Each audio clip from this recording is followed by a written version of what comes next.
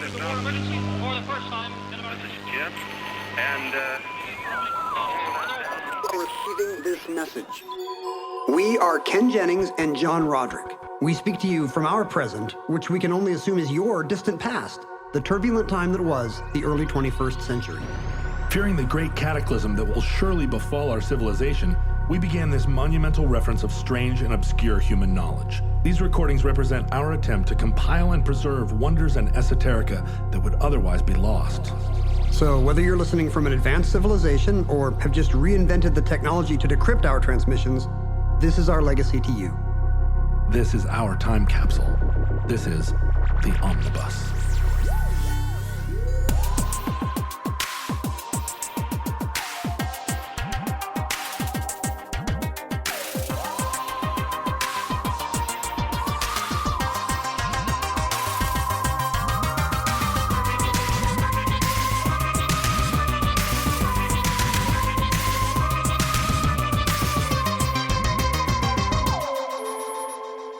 You have accessed entry 176.1S1007, certificate number 28337. Call signs.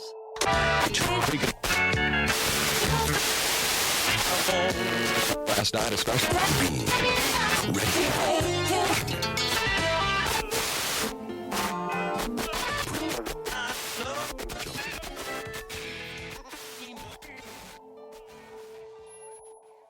Have you traveled much back east? I have, but late in life. I still remember as a kid discovering via PBS that some stations did not start with K, and it blew my mind. Do you remember that? Like there were all kinds of children's television programs that came from WOR or WGN. Right, it was the Pittsburgh or the New York or the Chicago station. That was, Boston, WGBH or whatever. WGBH. What was is that the one from Zoom? I can't remember where Zoom was. Boston, Mass. 02134. And between that and WKRP in Cincinnati, those were my real eye-openers that not all radio stations started with K, which I thought was an immutable fact of the universe. Right, because here in Seattle, the big stations are KZOK and KING and KOMO. KJR, did you know my dad is, he's Ken Jr., so his lifelong nickname has been KJR. KJR. After the longtime Seattle classic rock station. KJR, Seattle, Channel 95.7. Which is not classic rock anymore, right? Or is it? I think actually now it's they've changed it over to like The Jack or something like that, but it's still KJR underneath it.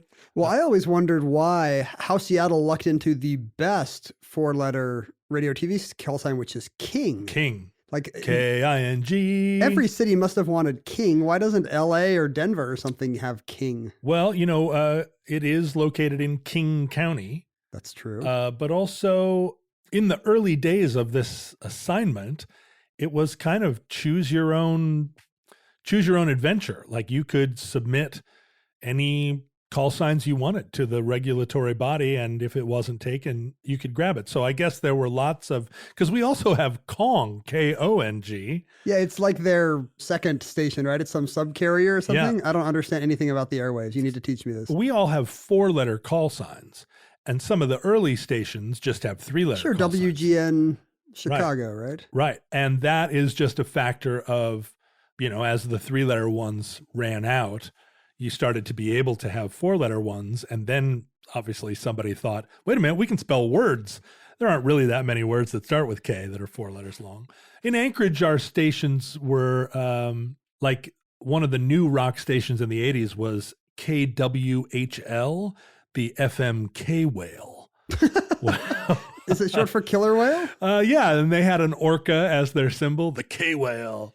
It's said that in our era, local TV and radio are all essentially dead because it means we'll never need 5-letter call signs. There will never be kazoo or woman or right. At least kraut. At least you're listening to Krautrock on KRAUT. But you could do, KRUT, right? Crut, and call it Krautrock. Well, who knows? Futurelings may have returned to the airwaves after the electromagnetic pulse erases all internet. The salt mines in Utah, where our collective memory is stored. It seems a little forward thinking for them that they would reinvent radio.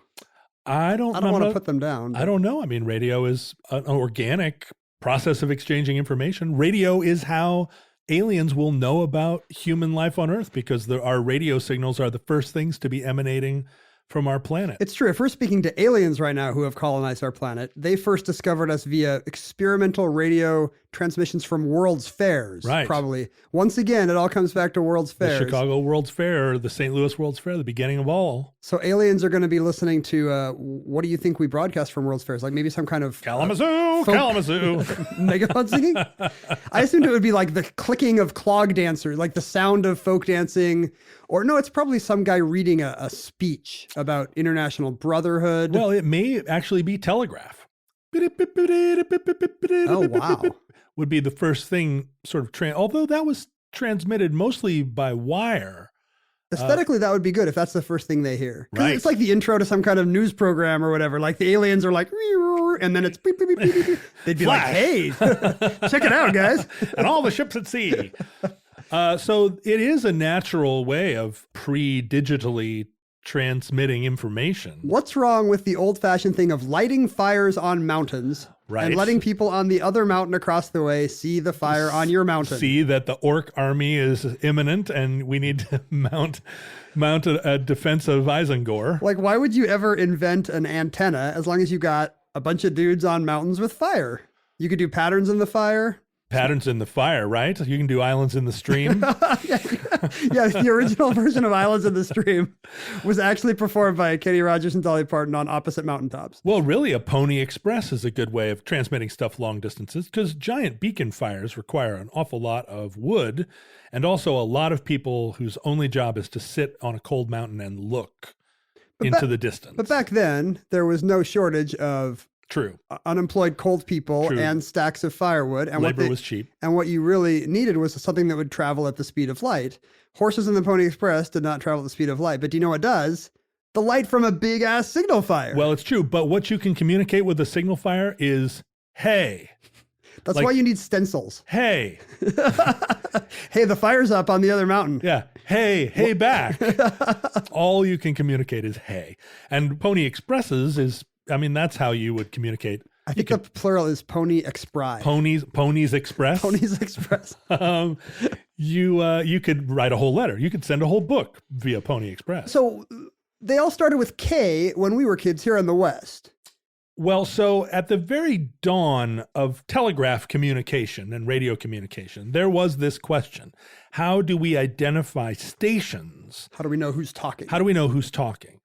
And as one of the first examples of an international sort of plenipotentiate. Wait. A plenipotentiate? Some kind of international council. A council, right. Some muckety-mucks. Some mucky-mucks. The first kind of like United Nations organization. It's some kind of nerd summit. It's like the first Comdex. Was the International Telegraph Union, which was formed to mediate this new technology, which enabled different countries at basically the speed of electricity to be communicating with each other. And it never would have been a question who was communicating, because it was coming via scroll. You could just sign it. But now you could be sitting at a telegraph station and hear bip, bip, bip, bip, bip, and there'd have to be some idea where it was coming from. You don't know if it's from you or to you. Right. I think you would know if it was from you, because you would be the one making the sound. So what if you have no corpus callosum in your brain, and you're a telegraph sender who literally doesn't know your left finger? Am I doing this? I guess what I meant to say is you don't know who it's from or to whom it's to. Right.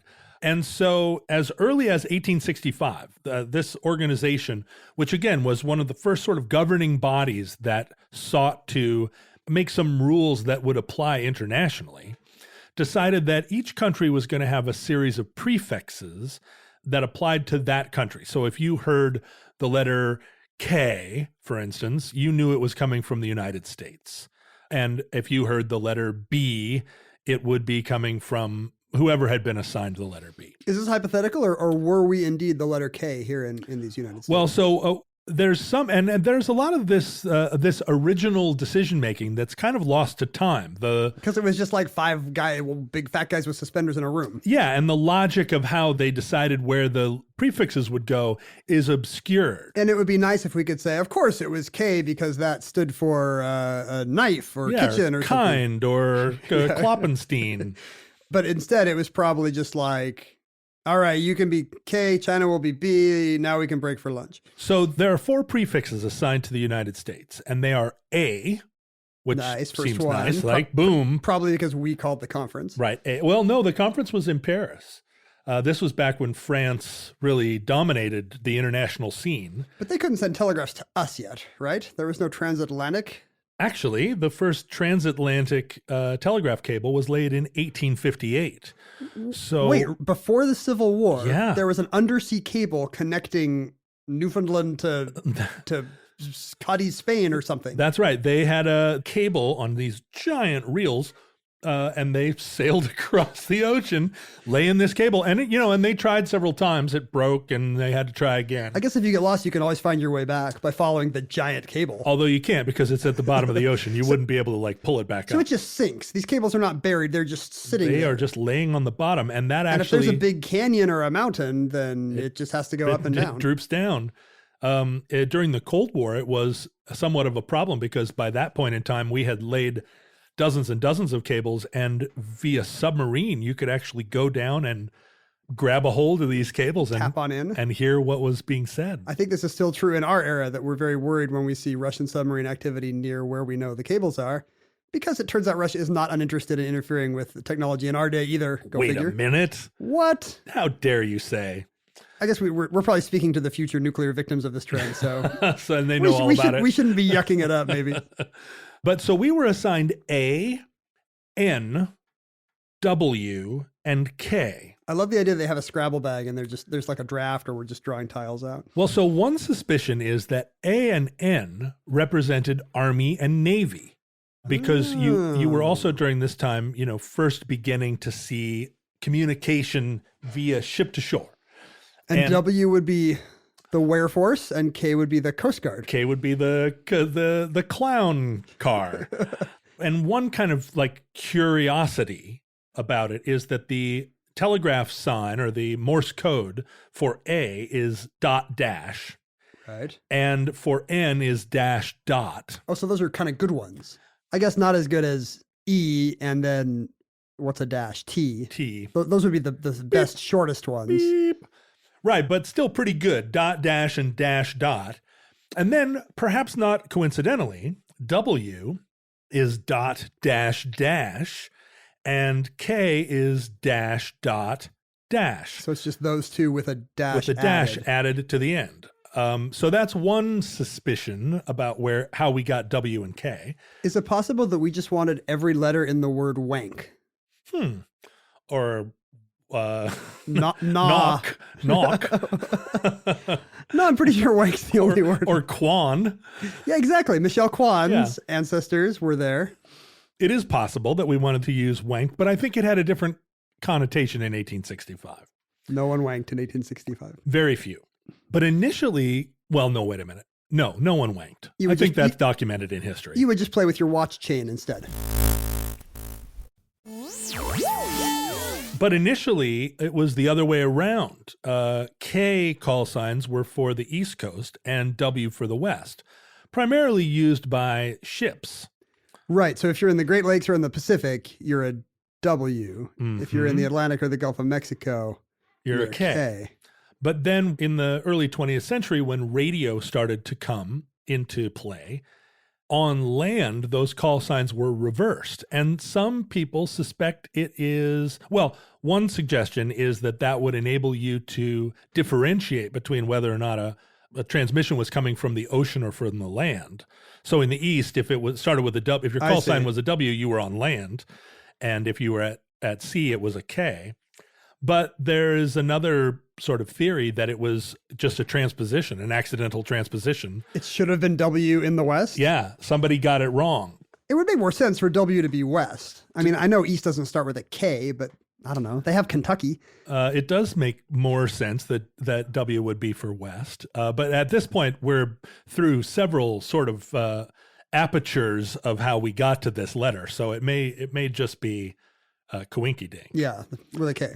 And initially, the dividing line between East and West actually ran up the Texas-New Mexico border. That seems interesting to me because West Texas is still pretty clearly west, you know? If you were dividing the country in half, I guess, are they choosing the Rockies? Is that what happens? And then kind of runs up the Continental Divide? Well, so one of the suggestions for why would be that Gulf of Mexico calls from the ocean were Ks. And you want Texas to all be in the same Texas zone. should be W if you want that division, if you want the division between water and land.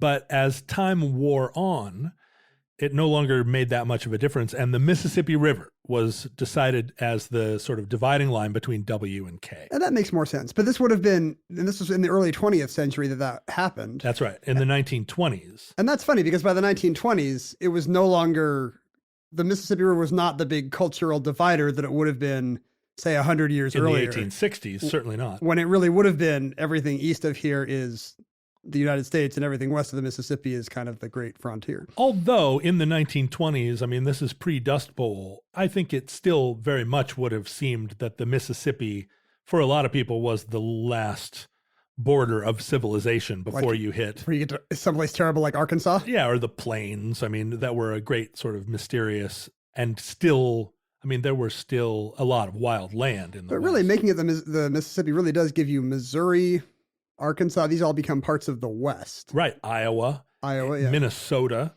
that you wouldn't now think of as the West. No. But in that period between the original establishment of the border and moving it east to the Mississippi, there are a whole sort of group of legacy stations that have W call signs that start with W, that now are on the wrong side of that border. There are a few in Texas, a handful in all the states kind of moving up. The one in Texas I know of is Waco. Uh-huh. There's a station in Waco that still has WACO, which obviously they're loath to get rid of. Pretty good. And there are actually in Pennsylvania a few stations that start with K. Oh, yeah. There's a pretty big Pittsburgh station, I think, that starts with a K. KQV or KDKA. KDKA, that's what I'm thinking of. KDKA. KDKA, yeah. So, I mean, that's sort of the world we presently live in. Oh, there's one more exception that I really like. There's a story that KTGG in Michigan is still a K station because the clerk didn't know his postal abbreviations. Right, and he thought that it was Missouri Yeah, he instead thought of that Michigan. MI was Missouri. Isn't that great? So gave him the wrong call sign. And there are quite a few. In the very early days, it was completely random. You could make your call sign whatever you wanted.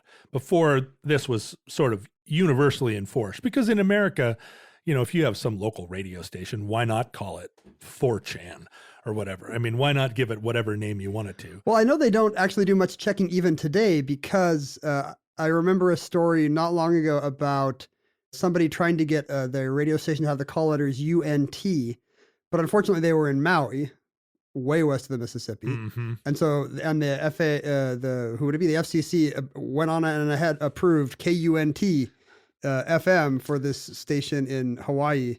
And someone actually had to point it out to the owner that you probably don't want to do that. Well, like here in Seattle, when Paul Allen built his own trolley that covered his South Lake Union neighborhood, and he called it the South Lake Union Trolley.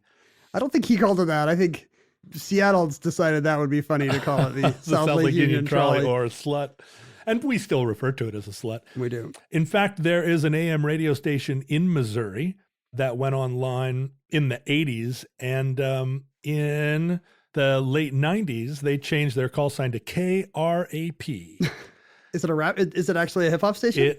No, it's a sports radio station. That's really appropriate. Yeah. Like when you're going through the dial, the dumbest takes you're going to hear, like the worst things to offend the ear are going to be on sports talk radio. Yeah, KRAP, and that's fairly recent. They changed their call letters to KRAP in 2014. There's a college radio station in Colorado called KCUF, which is not offensive unless, you know, you're reading or listening to it backwards. Oh, right. KCUF. They say it stands for Keep Colorado Uniquely Free, I think, or Yeah. something like that, but I don't know if anyone's Not 100% I don't know if anyone's sure. buying it. So the International Telegraph Union, or the International Telecommunication Union, is what it evolved into as television stations also became part of the mix. And television stations use the same prefixes and country prefixes as the radio stations do. This organization gradually throughout the 20s and 30s became more and more international, and after World War II was absorbed into the United Nations. Oh, the UN actually oversees the assignment of call signs internationally? They do. So the UN has a whole sort of portfolio of international organizations. The International Telecommunication Union is one, but also the UN administers UNICEF, the United Nations Children's Fund, Right. or WHO, the World Health Organization, also a United Nations organization, or UNESCO, Sure. the Educational, Scientific, and Cultural Organization. So now every time you hear a radio call sign, you're really participating in a United Nations conspiracy against the United States' sovereignty. I can't believe some small town in southern Utah hasn't refused to use the UN-approved call signs and just picked whatever the God-approved call sign for their G-O-D. station. You're listening to G-O-D. Well, aren't stations getting away from... I know they must still officially have the uniquely identifying call signs, but I feel like they don't use them for on-air identification hardly at all anymore. Now you're listening to The Mountain, Yeah. or to The Cool Wave, or, whatever these... They all have just picked a common noun instead. They have, and it has become, at least in American radio, a somewhat of a legacy way of describing your station. I mean, you can listen to radio all day and night and not hear any kind of call sign broadcast. The stations still must have them and use them. It's just there's nothing requiring them to use them for marketing and branding purposes. Yeah, that's right, because really there's no longer much confusion about who's talking to you and who they mean to be talking to.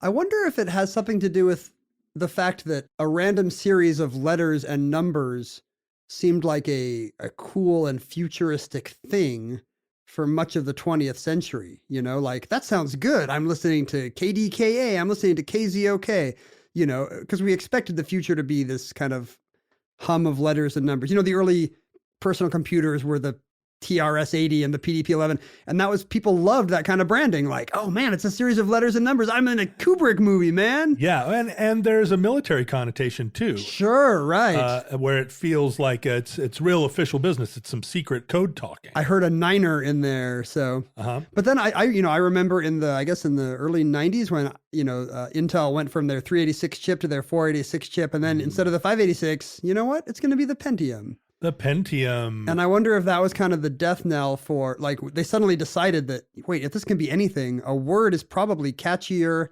than a number, and we can just pick a cool word. Yeah, well, and my mom worked on IBM mainframes, and they all had numbers, 80, 86, and so forth. Sure. And then it became the Lisa. The Macintosh. The Macintosh. It's the computer. And that was a big deal with the Mac, that it had a funny name, because a Macintosh is a breed of a variety of Apple. Right. And so that was the idea, that your computer name would be a pun instead of calling it the Radio Shack 4011 or whatever. Right. Pretty forward thinking. The other world that this applies to, of course, is the world of ham radio. Oh, man. Which was a much, much bigger deal for lonely guys with pencil protectors in the front pocket of their short sleeve shirts over the course of the 20th century than it is now. Although I'm sure there are some ham radio operators listening to the program who just spilled their coffee at the suggestion that ham radio wasn't a big deal. Do you think they're sitting in their car outside a shuttered Radio Shack right now?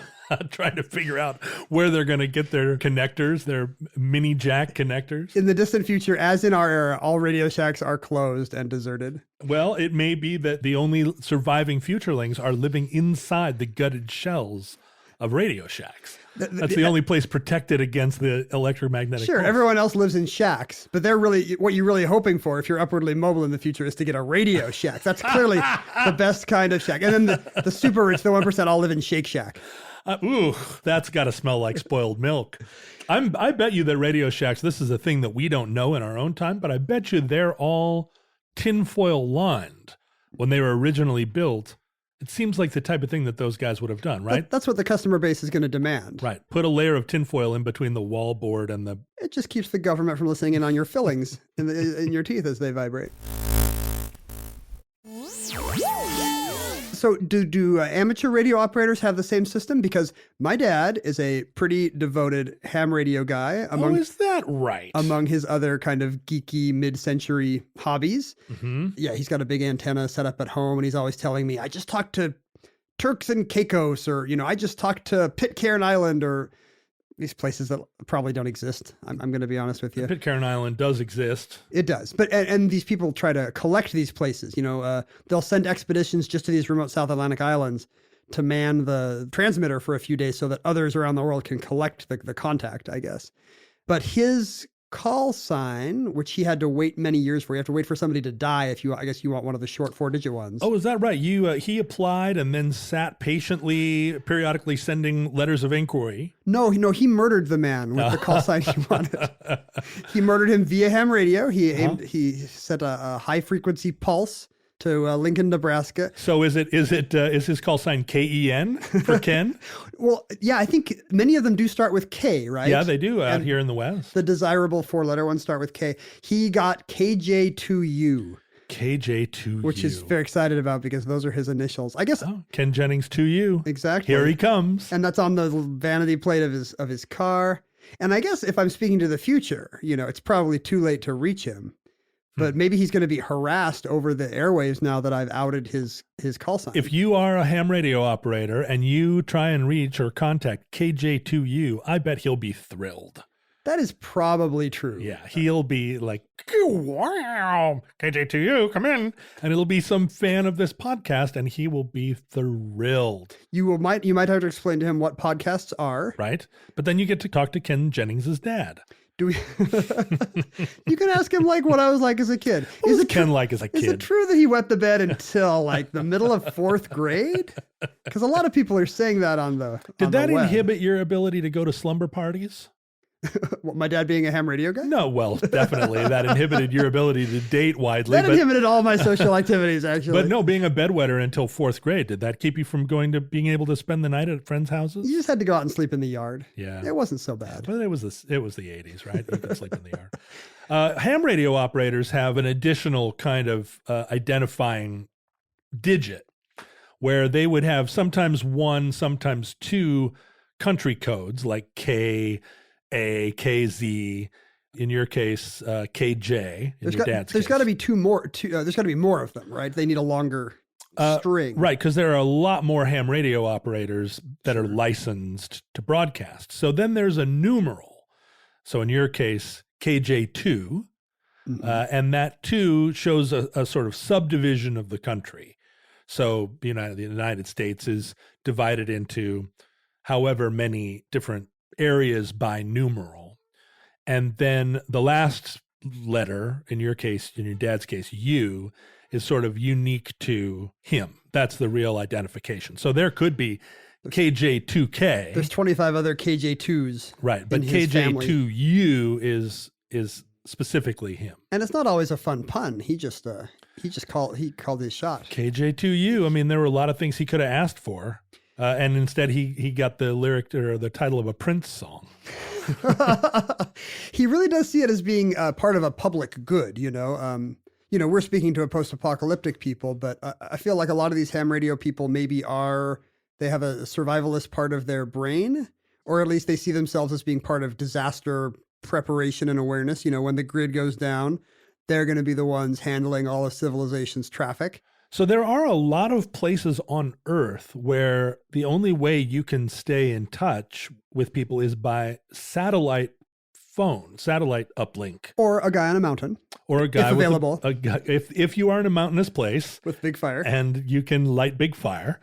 But, if you're out in the middle of the ocean or far out in the Gobi Desert, and you wish to remain in contact, you need to have some pretty sophisticated and expensive technology to be able to communicate directly. A satellite phone is not just something that you would carry around with you. It's a thing you would have purposely to be far, far away. So ham radio operators still are capable. When I was a kid growing up in Alaska, the ham radio signals would often bounce up onto the atmosphere at the pole and bounce back down. So you could hear ham radio from all around the world. Yeah, stuff bounces off the ionosphere, and if you're at the right place in the trough, you can hear from anywhere, Turks and Caicos. And people that are on ham radio that recognize that they're in those special spots consider it a big responsibility that they transmit on messages. So if they are audible to New York and Australia, but they're in the middle and the two places aren't audible to one another, they are part of this transmission chain. Well, it's a valuable transmission chain, but not particularly today, when the people in New York and Australia could just email each other. Right. I went looking, I was shopping for a house, not really to buy, just to annoy real estate agents, to spend my Saturday just wandering around other people's houses. Just going through their books But I was down medicine. in Tacoma and was touring a house, and I asked to see into the attic and climbed up some rickety stair, some folding stair into the attic, and found the attic of this old house completely full of antenna and giant antenna. This ham radio operator had built the roof of his house into like a station that was probably transmitting at 200,000 watts. Who knows how many huge amplifiers he had in his house to power all this antenna. But it was no small matter. Yeah, the ham people I know are very devoted, which is good when everything goes south. Does your dad have a big antenna? He does. It's, I don't know, the system of pulleys, perhaps? I don't know. So he can raise and lower it. I mean, if you're imagining a giant metal, he's not a commercial radio thing with a giant metal tower. Right. Yeah, but you have you run cables, I think, so you can get something high above your roof line and maybe long as well. In the future, these people are going to have, after the cataclysm, these people are going to have to handle all traffic, like if I want to stream an episode of, Stranger Things or something, right. I'm going to have people in New Zealand and Argentina and Newfoundland, like reading off strings of data. You think this is going to be the future of file sharing? Yeah. People are going to have to be reciting file packets one at a time. I mean, after the apocalypse, it may be that we return to a sense that we don't really need to exchange that much information with people far away. Everything can just be local. We can just go back to local farm-raised chickens, and we'll all speak a very local dialect. And you'll have a book that will have one picture of someone in Southeast Asia and one picture of an Eskimo. That's right. And one picture of a Polynesian guy. Yep. And one picture of an African guy. And you're like, all right. That's what they look like. That's the world. Here's folk dress from Austria. The Northwesterner will be in a fleece jacket with a fleece pants and a fleece hat. No, in America, the American in these things always had like cowboy outfit. Oh, right. Cowboy. And I was very annoyed that was the best we could do. That was our folk costume. Was chaps. Did I ever tell you that when I was in college, there was a Japanese exchange student, and he didn't speak very much English, and one of my friends was really curious to know how Americans were perceived in Japan at the time, and was trying to communicate to him, like, when you're imitating an American, what do you do? Can they just be loud and smell like cheese? Yeah, and he didn't understand it at first because there was quite a language barrier. Mm. And so my friend, trying to communicate this idea, kind of made like karate hands and said, when we talk about Japan, we're like, hi-ya, sushi or whatever, hi-ya. And he did it a couple of times. And then the kid finally got the idea, and he kind of cocked his legs a little bit apart and he went, hamburger, hamburger, bang, bang, and made finger pistols, hamburger, hamburger, bang, bang.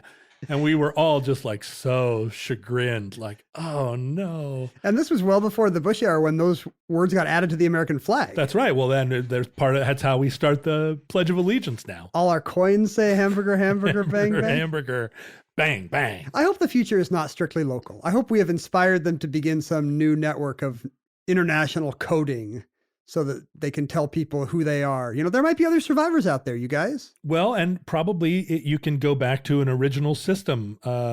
Start with give the letter A to whichever country seems to be ascendant. What's your most America-like country? Yeah. Who's really loud and eats too much corn syrup? It's probably Japan or probably the islands there. It's funny because Taiwan, because this is a United Nations organization, Taiwan was blocked by China from having its own Taiwanese code. That's just mean. So they have their radio stations there have to use the prefix for China and then their own Taiwanese subsidiary letters. That's just demoralizing. The most recent country to get their own code is South Sudan.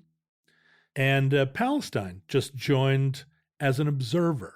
They don't yet have a Palestinian prefix, but they are part of the gang now. They get to watch a radio. It's turned off. But they get to look at it. They can fiddle with the dials. And they're, it's something to aspire to. One day you'll get your own country code. And that concludes call signs. Entry 176.1S1007, certificate number 28337, in the omnibus. We sincerely hope that social media does not exist in your time, but radio call signs do.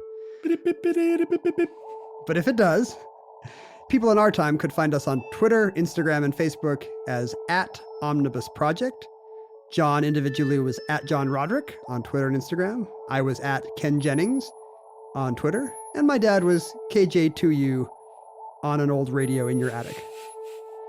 We had email for some reason.